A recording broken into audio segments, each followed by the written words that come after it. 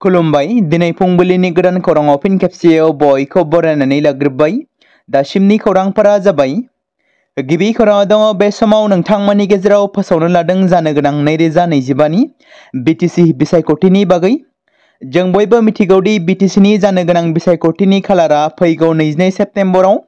बुंनो थाङोब्ला बारा दिन गैलिया। थारैनो रायजो राजा नोंथांमोन बिटिसिनि मोनफ्रोमबो पार्टियानो बिसायख'थि गेलेनो थाखाय बे समाव साखाफारा जानायखौ जों नुनो मोनगासिनो दं। नोंथांमोना गिबियावनो कमेन्टनि गेजेरजों फोरमायहर बे बारनि बिटिसि बिसायख'थियाव बिपिएफ पार्टिया बेसेबां सिट मोनगोन, इउपिपिएल पार्टिया बेसेबां सिट लागोन, बिजेपि पार्टिया बेसेबां सिट लागोन, एपिबि पार्टिया बेसेबां मासि लागोन, बेबादिनो गुबुन पार्टिफोरा मोनबेसे बियाबखौ दखल खालामगोन। मख'नो गोनां बाथ्रा दि बिटिसिनि मोन 40 बियाबाव जोंनि पार्टियानो सोरखार दागोन। जोंनि पार्टियानो मोन 23, 24, 25 बायदि मासि लानानै बिटिसिखौ दखल खालामगोन। बेफोरबादि मोनफ्रोमबो पार्टिफोरखौनो रायजो राजाफोरनि सिगाङाव गोबां समफोरावनो बाथ्रा बुंबोनाय, खोथा होबोनाय बायदिखौ नुबोबाय थादों। जेराव बिपिएफनि दैदेनगिरिफ्राबो बुङो आरो बेराफारसेथिं इउपिपिएलनि दैदेनगिरिफ्राबो बुंबोबाय थादों। नाथाय सोरखारखौ दानो थाखाय बबेबा मोनसे रिजनेल पार्टिया मोन 21निबो गोबां सिट लानानै देरहासार जानानै बिटिसिखौ खुंनो हागोन होनना नोंथांमोना सानोना? नोंथांमोना सानो नामा रावबो पार्टिया हारसिङै सोरखारखौ दानो हाखानाय नङा? नोंथांमोना सानो नामा बिटिसिआव बे बारावबो एलायन्स सरकार जागोन? नोंथांमोना नोंथांमोननि अपिनियनखौ फोरमायहरनो हागोन कमेन्टनि गेजेरजों। बे बाथ्राखौ मख'नो गोनांबावदि बिसायख'थियाव जेननाय आरो देरहानाया थायो। बिटिसि बिसायख'थियाव बबेबा मोनसे पार्टिया देरहासार जानानै सोरखारखौ दागोन, बिटिसिखौ खुंगोन। नाथाय बे बारनि बिसायख'थियाव बिटिसिनि जायखिजाया बर'नि ओनसोलारि पार्टि एबा रिजनेल पार्टिया सोरखारखौ दानो हायाब्ला थांनाय 2020नि बायदि बिटिसि बिसायख'थिनि बायदि फिन 3 खनायारि सावरायलायनायनि गेजेरजों एलायन्स सोरखारखौ दानांगोन। फैबाय थानाय समासो फोरमायसिगोन।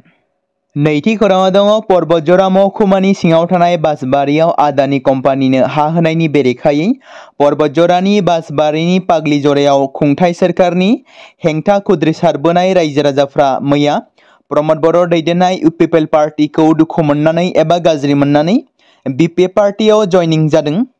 पाग्लिजरा पार्ट 1, पार्ट 2 गामिनि सुबुंफोरा बिपिएफ दोलोआव मदद होनायनि उनाव प्रमद बर' दैदेननाय इउपिपिएल दोलोखौ दुखु मोननाय फोरमायदों आरो अजद होदों।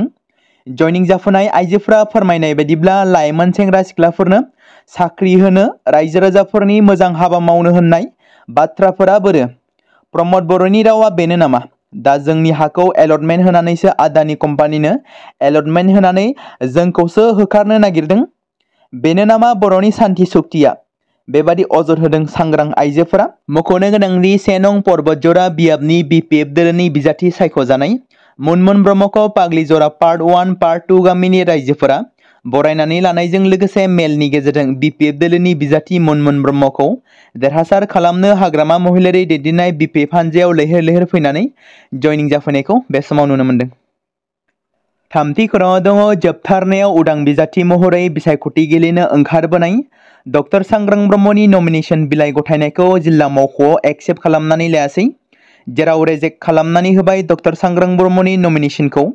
मख'नो गोनांदि 14 नं चिरांदुवार बियाबाव इउपिपिएलनि बिजाथि महरै बिटिसिनि बारग' डिपुटि चिफ काम्पा बरगयारी, बिपिएफनि बिजाथि महरै हाग्रामा महिलारिया 14 नं चिरांदुवाराव गोख्रोङै बिसायख'थि गेलेगोन। नाथाय बेनि गेजेराव सांग्रां ब्रह्मजों मदद होजानायाव थांनाय साननैसो सिगाङाव रायजो राजाफोरनि गोबां मैखोम बाहागो लानायजों बिथाङा उदां बिजाथि महरै गेलेनो थाखाय ओंखारबोदोंमोन। नाथाय बिथांनि नमिनेशन बिलाइआ एक्सेप्ट जायासै। नाथाय दायो सांग्रां ब्रह्मजों मददआव थांनाय रायजो राजाफोरा दिनैनि दिनाव बबे मोनसे पार्टियाव भटखौ होगोन? बेयो मोनसे गेदेर सोंलु जानानै फैदों।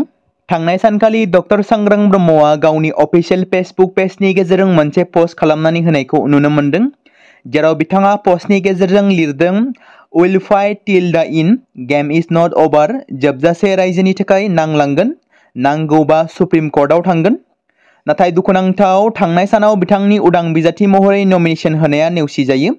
नाथाय मानो? बे बिथिंखौ नोजोर बोनानै काम्पा बरगयारीया ओरैबायदि बुंदों दि बिटिसिनि रायजो राजाफ्रा डक्टर सांग्रां ब्रह्मखौ रावबो मिथियै गैया, जेराव बिथाङा सासे साख्रियाल बड'लेण्ड इउनिभार्सिटिनि लाइब्रेरियाननि, जायनि जाउनाव बिथांनि नमिनेशन बिलाइ गथायनाया फेलें जादों होनना बुङो काम्पा बरगयारीया।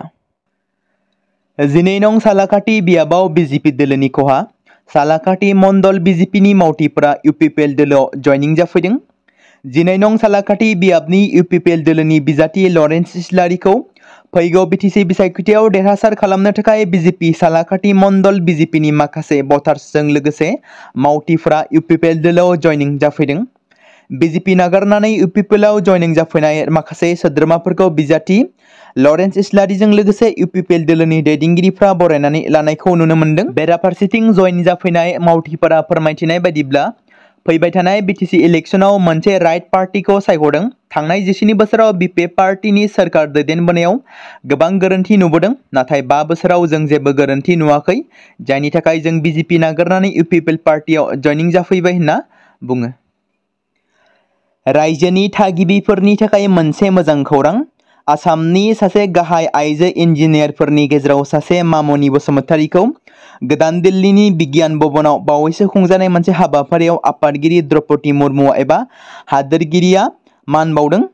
मामनि बसुमतारी, जाय आथिखालाव इन्डियान अइल कर्परेशन लिमिटेड (आइअ'सि) नि जेनेरेल मेनेजार टेकनिकेल महरै खामानि मावगासिनो दं, बोसोर 2022 आरो 2023 मायथाइनि थाखाय दैदेननाय आरो गाहाय सामलायनाय बिफावफोराव साबसिन आइजो दैदेननायनि थाखाय मानगोनां स्कप आइजोआरि मावथांखिफोरनि स्टेन्डिं कनफारेन्स बान्थाखौ मोननो हादों। बिथाङा गुवाहाटी मुलुगसोलोंसालिनि सिङाव थानाय इन्जिनियारिं कलेज, मामनिया थाव आरो गेस सेक्टराव मोनसे बिदिन्थि गोनां जिउ राहा बानायदों। बिथांजोआ बेनि अनगायैबो बिथांजोनि फिसाय इन्जिनियार प्रदीप बसुमतारीया आथिखालाव गोदान दिल्लीयाव रिफाइनारिनि गाहाय मावख'आव मावफुं बिथोनगिरि (MNI) महरै हाबा मावगासिनो दं होनना फोरमायदों।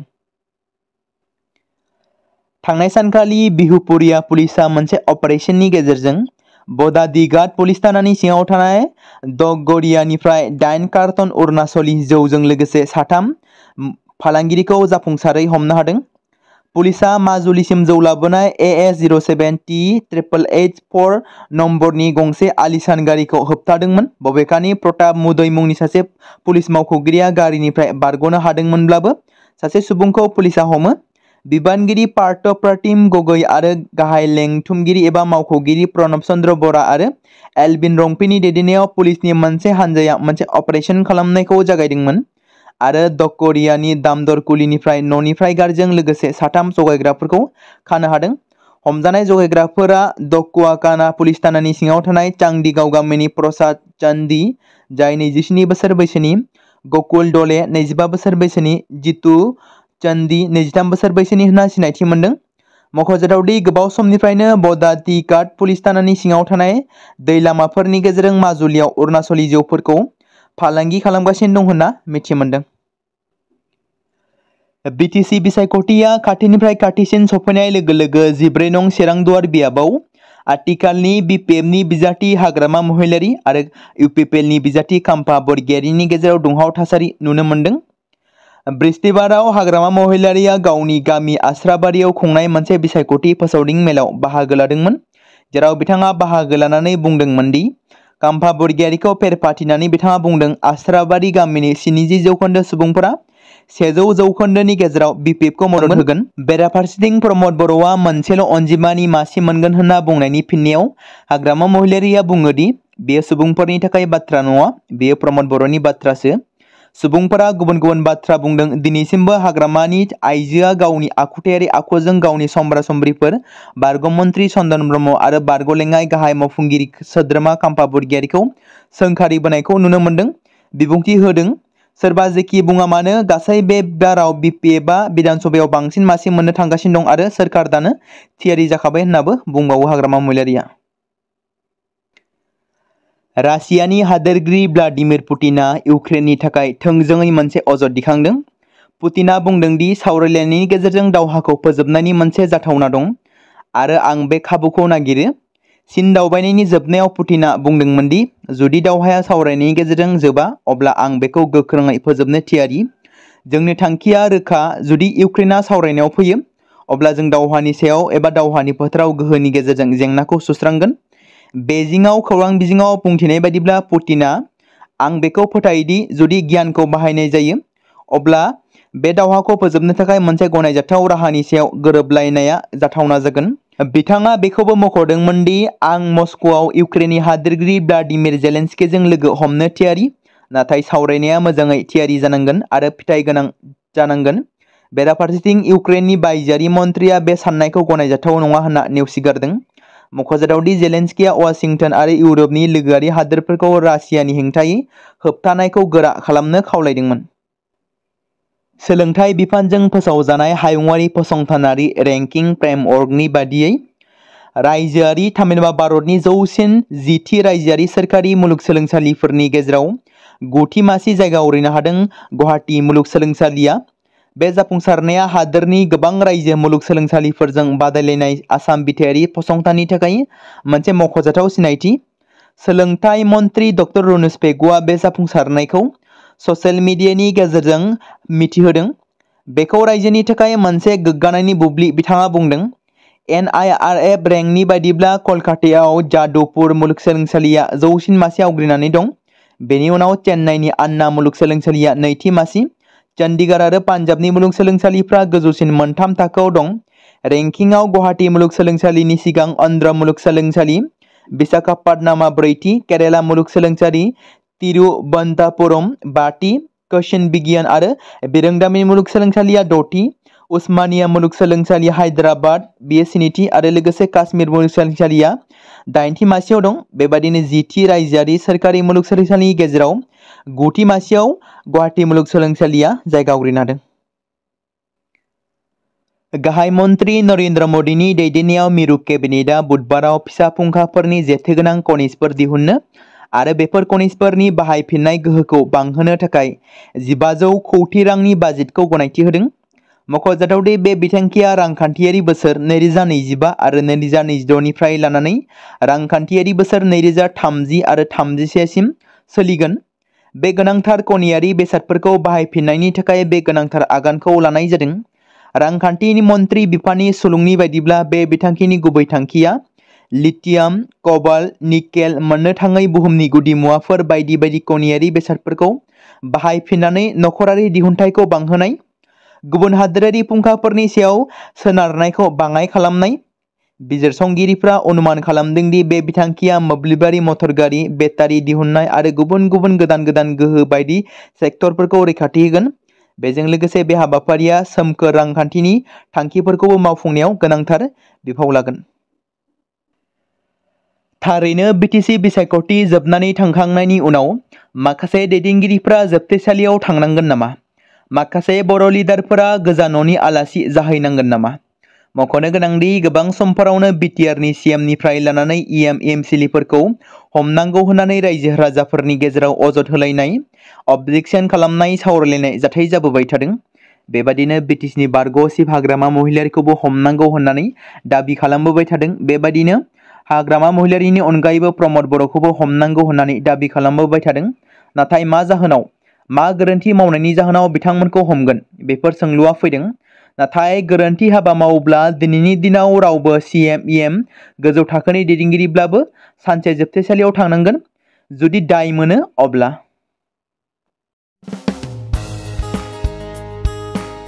बे समाव मोनसे गोनां फोसावथाय बर' सावथुन नायनानै मोजां मोनग्रा गासै बर' रायजो राजाफोरनि गेजेराव लानानै फैदों मोनसे बर'नि OTT प्लेटफर्म गोनां, जाय प्लेटफर्मनि गेजेरजों नोंथांमोना बर'नि गोदान गोजाम सावथुनफोरखौ नुनो मोनगोन।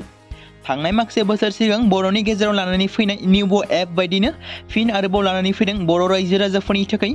बे बाथ्राखौ मख'नाया गोनांदि 2025 मायथाइनि जानुवारि दानाव ओंखारनाय आंगो स्ट्रिम मुंनि मोनसे OTT प्लेटफर्म गोनां निउबो एपनि गेजेरजों नोंथांमोना गोबांथार बर'नि सावथुनफोर जेरै ट्रेजेडि, रमान्टिक, एक्सन आरो कमेडिजों बुंफबनाय सावथुनफोरखौ नुनो मोनगोन। जेरै सनानि नखर, थांखि गैयै समाज, अनसुला आफा, हिर', बिमा बायदि बाजै, अर, थैसाम, वान्टेड, संदान आरो रं नाम्बार बायदि सावथुनफोरा मख'जाथाव। बेफोर सावथुनफोरखौ नायनो थाखाय नोंथांमोना गिबियावनो आंगो स्ट्रिम एपखौ गाव गावनि मबाइलाव थानाय प्ले स्ट'रनिफ्राय डाउनल'ड खालामनानै लोगोसे इनस्टल खालामनानै गावनि मबाइल नाम्बारजों लग इन खालामनानै लाग्रोनांगोन। बेनि उनाव नोंथांमोना गोबांथार नुनो मोनै सावथुनफोरखौ गुगोल पे, फन पे आरो पेटिएमजों रं नाम्बार सावथुनखौ नायनो थाखाय 60 रां आरो संदान सावथुनखौ नायनो थाखाय 80 रां, वान्टेड सावथुनखौ नायनो थाखाय 60 रां, थैसाम सावथुनखौ नायनो थाखाय 60 रां बेबायदिनो गोबांथार नुनो मोनै सावथुनफोरखौ नायनो थाखाय सुबिदा खालामनानै होदों आंगो स्ट्रिम प्लेटफर्मा। फिन नोंथांमोननि गेजेराव फोरमायबावनो लादों बर' सावथुन नायनानै मोजां मोनग्रा गासै बर' रायजो राजाफोरनि गेजेराव लानानै फैदों मोनसे बर'नि OTT प्लेटफर्म गोनां, जाय प्लेटफर्मनि गेजेरजों नोंथांमोना बर'नि नुनो मोनै सावथुनफोर जेराव गोदान गोजाम सावथुनफोरखौ नुनो मोनगोन। बे बाथ्राखौ मख'नाया गोनांदि 2025 मायथाइनि जानुवारि दानाव दिहुनजानाय आंगो स्ट्रिम मुंनि मोनसे OTT प्लेटफर्म गोनां एपनि गेजेरजों नोंथांमोना गोबांथार बर'नि ट्रेजेडि, रमान्टिक, एक्शन आरो कमेडिजों बुंफबनाय सावथुनफोरखौ नुनो मोनगोन। जेरै रं नाम्बार, संदान, वान्टेड, थैसाम, अर, बिमा बायदि बाजै, हिर', अनसुला आफा, थांखि गैयि समाज, सनानि नखर बायदि बायदि सावथुनफ्रा मख'जाथाव। बेफोर सावथुनफोरखौ नायनो थाखाय नोंथांमोना गिबियावनो आंगो स्ट्रिम एपखौ गावनि मबाइलाव थाखानाय प्ले स्ट'रनिफ्राय इनस्टल खालामनानै गावनि मबाइल नाम्बारजों लगइन खालामखांनायनि उनाव नोंथांमोना गोबांथार नुनो मोनै सावथुनफोरखौ गुगोल पे, फन पे आरो पेटिएमजों रं नाम्बार सावथुनखौ नायनो थाखाय 60 रां, संदान सावथुनखौ नायनो थाखाय 80 रां, वान्टेड सावथुनखौ नायनो थाखाय 60 रां, थैसाम सावथुनखौ नायनो थाखाय 60 रां बेफोरबायदिनो अर सावथुनखौ नायनो थाखाय 60 रां पे खालामनांगोन। बेबायदिनो गोबांथार नुनो मोनै बर' सावथुनफोरखौ नायनो थाखाय सुबिदा खालामनानै होदों आंगो स्ट्रिम प्लेटफर्मा।